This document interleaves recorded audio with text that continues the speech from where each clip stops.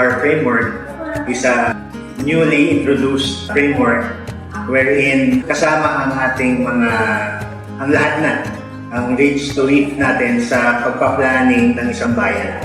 Sa tamang mahalaga na maalagaan natin ang ating likas yaman.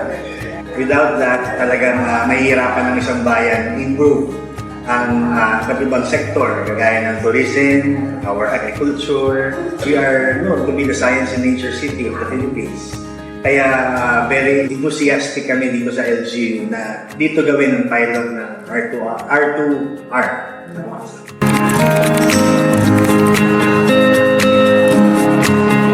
Malaki ang sakop ng local government in terms of coordination with the different institutions, to the Sangguniang Bayan, to create ordinances, all the way to the barangay level. And even to our neighboring cities and municipalities and our province. And as well as the different agencies na sinasakupan natin dito sa ating bayan. In terms of coordinating with them, the different NGOs, the groups, para ma-implement itong ating comprehensive land use plan na ang basis natin ay R2R.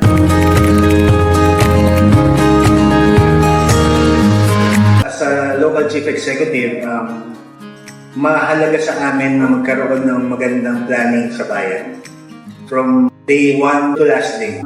In terms of developing the town, it's very important na ma-consider natin yung ating mga watersheds, yung ating kalikasan, dahil mahalaga yan to boost our economy, to boost our environment, and the town per se. It will basically guide me and the whole LGU to implement different kinds of projects, may it be in agriculture, in tourism, in preservation of our environment. And not just me, but the succeeding local executives, succeeding public officials, mag-guide sila para hindi na kada palit ng administration nagbabago-bago ang plano. We stick to one, this is our mission, this is our vision towards a more progressive and clean Los Baños.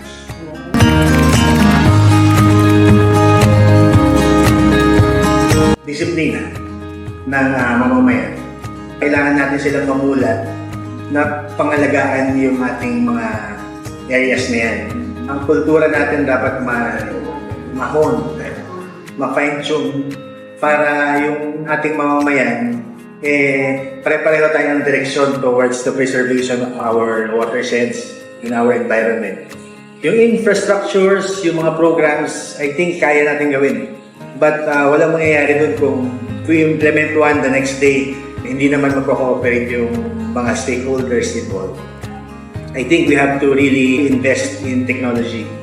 Kailangan natin yan because para makahabol tayo sa mga bagong technologies na ginagawa ngayon ng mga first world countries in protecting their watersheds, their environment. I think with the determination natin lahat as stakeholders, kaya naman gawin.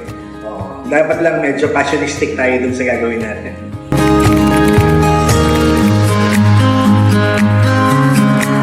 Well, education. We really have to educate our citizenry. Dahil kung sila ay well-guided at nasa puso na nila na ito yung objective natin, hindi mahihirapan ng LGU and any agency for the matter to implement such projects. Sila mismo yung mag-aalaga, sila mismo yung gagawa ng mga local policies nila within their barangays. Palakasin yung R&D natin. R&D should be well budgeted para magawa natin more efficiently yung mga programs natin.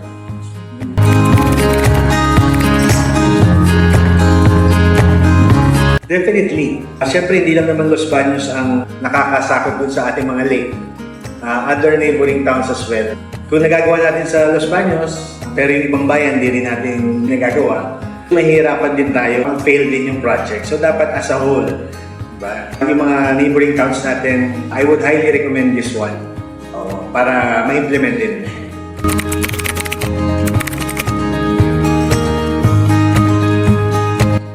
Well, to my fellow mayors, we have been meeting every month. Lagi natin napag-uusapan yung ating likas yaman.